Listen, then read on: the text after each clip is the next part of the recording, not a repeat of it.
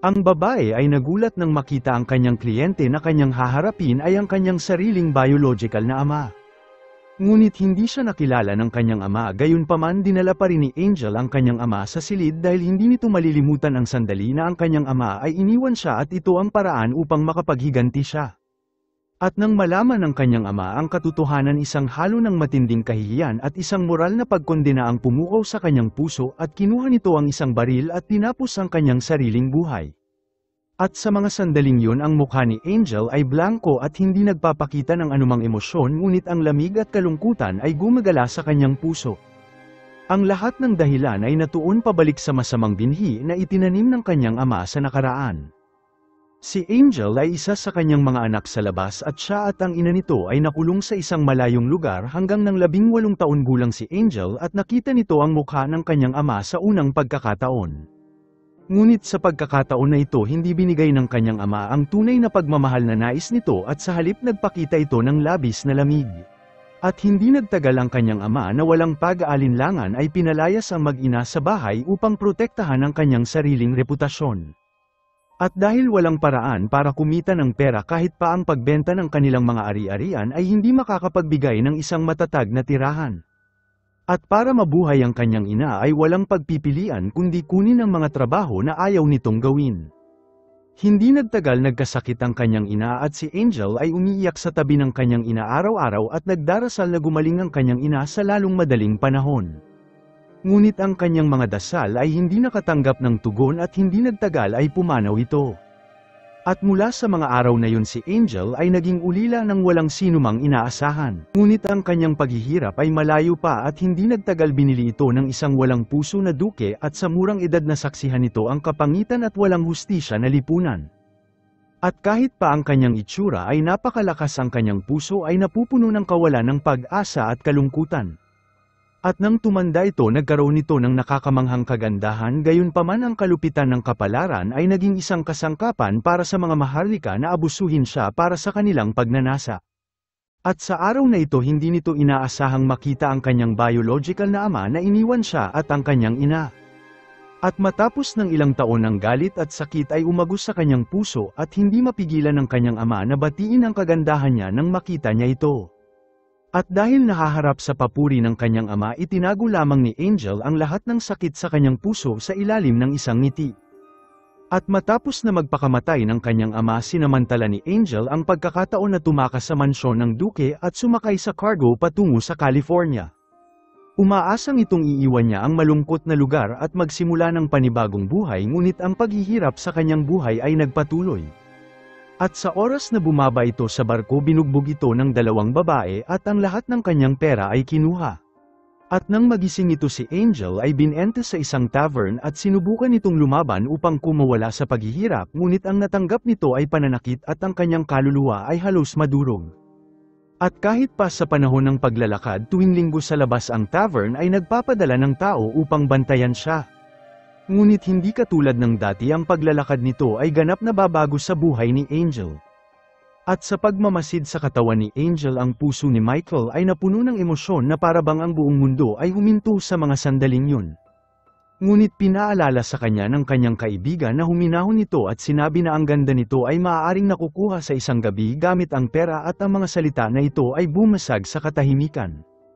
At kahit pa naisip ni Michael na ang pagkikita na ito ay iniayos ng Diyos at bilang isang tapat at masipag na magsasaka sinusuportahan nito ang kanyang pamilya taon-taon at ang buhay ay hindi sagana, ngunit puno ito ng kasiyahan. At sa tuwing taon ng ani si Michael ay pupunta sa simbahan at nagdarasal at papasalamatan ang Diyos para sa matabang lupa at sa bunga ng kanyang pagsisikap. At sa bisperas ng kanyang pag-alis nagdasal ito sa Diyos na pagkalooban siya ng kapareha upang ibahagi ang lahat ng magandang bagay, kaya naniniwala ito na nang makita niya si Angel ay patnubay ito ng Diyos. At hindi nagtagal nagtungo si Michael sa tavern at sa unang pagkikita nila inakala ni Angel na ang lalaking ito ay walang pinagkaiba sa iba nitong kliyente, ngunit sinabi ni Michael na wala itong gagawin na kahit na ano sa kanya at nais lamang siyang pakasalan nito. Gayunpaman, dahil naranasan na nito ang maraming kasinungalingan, sinabi ni Angel kay Michael na siya ang ika-5 tao na nag-propose sa kanya sa loob ng 1 linggo. Bagamat sinabi ni Michael na siya ay seryoso, hindi naniwala si Angel sa kanya at pinaalis nito si Michael palabas ng silid. At sa sumunod na araw muling bumalik si Michael at hindi pa rin ito gumawa ng kahit anong galaw at nakipagkwentuhan lamang kay Angel. Ngunit nanatiling naghihinala si Angel at iniisip na si Michael ay nag-aaksaya ng oras at pera at kung gusto nito ng kausap ay maaari nitong kausapin ang ibang babae. At sa oras na ilabas ni Michael ang kanyang tunay na nararamdaman ng oras ay tahimik na dumaan sa kanyang daliri at isang katok sa pinto ang bumasag sa kanilang usapan. At nang muling bumalik si Michael siya ay pinigilan ng isang babae at lumalabas na si Angel ay inirekomenda si Michael sa ibang babae. Naisip ni Michael na hindi nirespeto ni Angel ang kanyang sinseridad at dahil hindi napigilan ang kanyang galit pinuntahan nito si Angel at nagtanong kung bakit nais nito na manatili sa ganoong lugar. At sa ngayon may pagkakataon nitong tumakas sa lugar na yun ngunit sa pagtingin nito sa mga mata ni Michael si Angel ay walang nararamdaman na kahit ano sa kanyang puso. Sinabi ni Angel na hindi nito gusto si Michael at iniisip na hindi siya mabibigyan ni Michael ng magandang buhay. At nang marinig ito umalis si Michael at ang masalimot na emosyon ay bumalat sa puso ni Angel at palagi nitong iniisip na mamuhay ng normal katulad ng iba pa. Ngunit ang lahat sa harap niya ay parang kadena na malalim na nakatali sa kanyang puso. Ngunit tinipon pa din ito ang kanyang lakas ng loob upang harapin ang may-ari ng tavern at sa pag-aakala nitong nakalikom na siya ng sapat na pera upang bilhin ang kanyang kalayaan umaasa ito na tutupad sa usapan ng may-ari at hahayaan siya ngunit si Angel ang nangungunang prostitute sa kanilang lugar. Mabilis itong nagpadala ng guard upang turuan si Angel ng leksyon at sa gabing yun ang silid ay umalingaw-ngaw ng mga suntok at pag-iyak ni Angel at ang walang kakayahan na magawa ay napunta sa matinding kawalan ng pag-asa na tila gumising kay Michael sa pagkakatulog nito. Muling nagtungo si Michael sa tavern at nakita ng kanyang mata na nababalot si Angel ng mga pasa kung saan labis na saktan si Michael at nais nito na kunin si Angel papalayo. Kaya naman binigay nito ang lahat ng pera na mayroon siya sa may-ari dahil si Angel ay labis na napinsala. Ang may-ari ay ayaw na mag-aksaya ng oras sa kanya kaya naman mabilis itong pumayag sa kahilingan ni Michael. At bago umalis marahan na hinawakan ni Michael ang kamay ni Angel at hindi mapigilan na magtanong sa kanya. Hiniling ni Michael kay Angel kung handa ba itong magpakasal sa kanya at ang kanyang sinseridad ay nagpaantig kay Angel at pumayag ito. At sa paraan na ito si Michael ay bumalik sa bukid kasama si Michael at sa kinaumagahan nagising si Angel sa kanyang pagkakatulog at nakita nito ang tahimik na kapaligiran. At nang kinuha nito ang salamin sa tabi niya at tinignan ang kanyang mukha isang mabigat na kalungkutan ang bumagsak sa kanyang puso. At sa mga sandaling yun dumating si Michael at hindi ito makapaghintay na kunin ang singsing na iniwan ng kanyang ina na puno ng pagmamahal at pangako. Gayunpaman ayaw paniwalaan ni Angel ang mga nararamdaman ni Michael at tila nais nitong umalis sa lugar ngunit ang mga sugat sa kanyang katawan ay nagpahirap sa kanya na gumalaw. Sinabi ni Angel na ayaw nito maging alipin ng kasal at sinabi ni Michael sa kanya na ang pagpapakasal ay isang magandang bagay. Iniwan ni Michael ang singsing at umalis at 2 linggo ang lumipas sa ilalim ng pag-aalaga ni Michael ang mga sugat ni Angel ay ganap na gumaling ngunit ang sakit sa kanyang puso ay naroon pa rin. Bagamat ang pag-aalaga ni Michael ay napakabuti ang kanyang puso ay kailanman hindi nahulog dito. At nang makita ni Michael ang singsing na iniwan ni Angel mabilis niya itong hinabol. At sa mga oras na ito si Angel na umalis ay hindi pa nakakalayo at nang mapansin ito si Michael sa kanyang likuran ang galit at pagkabalisa ay bumalot sa kanyang isipan. Lumingon ito at sinampal si Michael ngunit hindi niya ito maintindihan. Marahan binitawan ni Michael ang coat na inihanda nito para sa kanya at sa mga puntong ito binigay nito ang mga desisyon sa kamay ni Angel. Ang una ay babalik ito sa tavern at ang isa pang paraan ay ang bahay nila na may apoy, pagkain at tahimik na buhay. At dahil dito tumalikod si Michael at umalis nang hindi tumitingin at sa pagtingin nito kay Michael ang hindi mapaliwanag na emosyon ay bumalot sa puso ni Angel. Ito rin ang unang pagkakataon na nagkaroon siya ng karapatan na pumili ng kanyang sariling tadhana. At habang lumalalim ang gabi dinala ni Angel ang kanyang pagod na katawan sa bahay ni Michael at hindi nagtanong si Michael sa kanya nang makita siya nito at tahimik lamang nitong binigay ang nakahandang pagkain. Pagkatapos ay nagdala si Michael ng isang palanggana ng mainit na tubig at personal na hinugasan ang kanyang paa. Hindi na tumutol si Angel sa mga oras na ito at nang makita ni Michael ang mga paltos sa kanyang paa tila nalungkot ito at maingat niyang hinugasan ito. At sa pagmamasid sa pag-aalaga ni Michael ang puso ni Angel ay tuluyang naantig. At sa umaga madalas na dinadala ni Michael si Angel upang mangolekta ng itlog ng magkasama.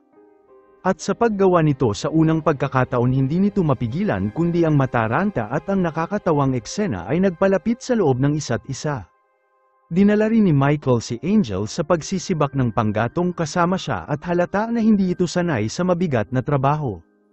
Kaya naman dinala siya ni Michael sa iba pang bahagi ng bukid at nagtungo din sila sa lawa upang maglaro sa tubig at hinayaan si Angel na maranasan namang isda, isang bagay na hindi pa nito nasusubukan. Ang bawat ordinaryong oras nila ay puno ng simpleng kaligayahan at walang katapusang katahimikan. At sa gabi bagamat nakatira sila sa iisang bubong pinili pa rin ni Michael na matulog sa sahig kahit paniyaya siya ni Angel na tumabi sa kama. Tumanggi si Michael dahil hinihintay nito na tuluyang mahulog ang loob ni Angel sa kanya at upang mapakalma ang kanyang sarili tahimik na nagtampisaw si Michael sa ilog at pinapanood ni Angel ang eksena mula sa malayo at nakikita nito ang malalim na emosyon ni Michael. Samantala pinanatili nila ang kanilang distansya sa sarili nilang paraan at sa gabing yun ang bangungot ay muling naulit para kay Angel habang ang duke ay pumasok sa pinto sa kalagitnaan ng gabi. At habang papalapit muling nilamon si Angel ng pamilyar na mukha na pakiramdam ngunit nang buksan nito ang kanyang mata na pagtanto nito na ang lahat ng nasa harapan niya ay isa lamang panaginip. At upang aliwin si Angel tinipon siya ni Michael na tumayo pagkatapos ay nagtungo sila sa itaas ng isang magandang bundok. At sa ordinaryong taon ng nakaraan hindi mabilang ni Michael ang pag-iisip na ibahagi ang lahat ng kagandahan na nakikita niya sa kanyang mahal. At habang sumisikat ang araw sa harapan nila ang mga mata ni Michael ay napuno ng ligaya at naghahangad sa magandang hinaharap ngunit hindi nararamdaman ni Angel ang tuwa na nararamdaman ni Michael dahil sa masasakit na alaala nito sa nakaraan. At sa mga oras na yun kahit wala masyadong salita ang kanilang puso ay tila konektado na at inakala nila na ang kagandahan na ito ay magtatagal ngunit ang paglitaw ng isang lalaki ay ganap na sumira sa tahimik na kaligayahan ng dalawa. At nang makita ni Michael na papalapit ang lalaki niyakap niya ito ng mahigpit at ang kanyang mukha ay napuno ng labis na kaligayahan. At lumalabas na ito ay ang bayaw ni Michael na si Paul. At matapos na mamatay ang kapatid na babae ni Michael si Paul ay naghanap ng ginto kasama ang mga lokal ngunit sa huli hindi ito nakahanap ng sapat na ginto at naubos ang kanyang ipon. At nang malaman nito na si Michael ay may asawa na labis ang tuwa ni Paul at sinundan si Michael. At dahil gusto makilala ang asawa ng kanyang bayaw nakilala agad ito ni Paul dahil si Angel ang sikat na prostitute sa kanilang lugar at ang hindi mabilang na lalaki ay nagtratrabaho ng mabuti para lamang may kama si Angel. Ngunit hindi siya inilantad ni Paul ng harapan at sa halip naghintay ito na umalis si Michael pagkatapos ay ininsulto si Angel at sinabi na si Michael ay karapat-dapat ng isang mas mahusay na kapareha. At kahit pa pinaliwanag ni Angel ang dahilan tumanggi si Paul na makinig sa kanya at nagbitaw ito ng masasakit na salita at tumalikod para umalis. At kahit pa kalmado ang mukha nito ang bagyo sa kanyang puso ay nagpayanig sa kanyang puso pagkatapos ay nakita ni Paul si Michael at pinayuhan ito na huwag masyado magpadala sa babae. Ngunit si Michael ay ayaw pag-usapan ang mga bagay na ito at sinabing si Angel ang kanyang soulmate na matagal na nitong hinahanap. Wala itong pakialam sa nakaraan ni Angel ngunit iginiit ni Paul na si Angel ay isang walang kwentang tao at ininsulto niya ito. Galit na inatake ni Michael si Paul at ito ang unang pagkakataon na nakita ni Paul si Michael na nawala sa kontrol. At matapos na kumalma tinulungan siya ni Michael at sinabi na maaari itong magbigay ng tulong at umaasa ito na ititigil ni Paul ang paghahanap sa mga ginto at sa halip ay gumawa ng matatag na trabaho. Pagkatapos ay nakita ni Michael si Angel at alam nito na ang mga salita ni Paul ay nakasakit kay Angel at umaasa si Michael na hindi nito tinanggap ang masasakit na salita at mananatili ito sa kanyang tabi. At nang marinig ito isang hindi nakikitang sakit ang tila sumira sa puso ni Angel at pagkatapos ng pag-iisip muling iniwan ni Angel ang singsing at umalis sa kinaumagahan. Tumakbo ito palabas ng bahay at nakiusap kay Paul na dalhin siya nito gayunpaman sa kanilang daan hiniling nito kay Angel na magbayad siya ngunit pinahiwatig ng lalaki nang maaari itong magbayad sa ibang paraan. At nang malapit na sila sa lungsod si Paul na natatakot na makita ng iba na kasama siya ay pinababa si Angel at naglakad ito patungo sa tavern habang iniisip ang mga utang sa kanya ng may-ari. Ngunit nang dumating si Angel sa tavern nakita niyang nawasak na ito at isa pang may-ari ng tavern ang nakilala si Angel at sinabi nito sa kanya na ang tavern ay nasunog at niyaya ito na magtrabaho sa kanya. At sa mga sandaling ito walang pera si Angel at matapos na mag-isip ng sandali pumayag ito sa alok ng lalaki. At sa kabilang banda nalaman ni Michael ang kinaroroonan ni Angel mula kay Paul at nagtungo sa tavern upang hanapin siya. Kinuha nito si Angel mula sa silid habang sinubukan si Michael na pigilan ng may-ari, ngunit dahil sa kanyang pagsisikap matagumpay na nakuha ni Michael si Angel papalayo. At habang papauwi binasag ni Angel ang katahimikan at nagtanong ito kung bakit ito nagtungo upang hanapin siya at tumugon si Michael na dahil mahal siya nito. At sa gabi habang umatake ang kalungkutan umiyak si Michael ng mag-isa at nakita ni Angel ang pinakamahinang parte ni Michael at hindi nito matanggap ang kanyang sariling nakaraan. Kaya naman desperado nitong hinugasan ang kanyang katawan at sinusubukang tanggalin ang dumi sa kanyang balat. Ngunit sa kabutihang palad lumitaw si Michael sa tamang oras at sa kanyang pag-aliw ang emosyon ni Angel ay marahan na kumalma at tahimik itong tumabi kay Michael at sinabi ang mga demonyong nakakulong sa kanyang puso sa loob ng maraming taon. At sa mga sandaling ito isiniwalat din ni Michael ang nakaraan na nakabaon sa kanyang puso na iniwan sa kanya ng kanyang ama. Bagamat ang mga anino ng nakaraan ay nandyan pa rin ang mainit at masayang buhay ay nagbigay sa kanila ng pag-asa na magsimula muli. At bawat pulgada ng lupa at sikat ng araw tahimik na gumagaling ang kanilang dalawang nasirang puso. At isang araw isang pamilya ang dumaan at kasama nila ang isang buntis na babae na malapit ng manganak. Hindi sila nagdalawang isip na tulungan ang mga ito na ramdaman ng pamilya ang kabutihan ni Angel at Michael mula sa kaibuturan ng kanilang puso. Ang ningning ng siga at malambing na musika sa kanilang mga tainga ay ang naging pinakamahalagang himig sa gabi. Ngunit ang tadhana ay palaging nagbibiro at isang araw hindi sinasadyang makita ni Angel kung gaano kamahal ni Michael ang pagdating ng sanggol.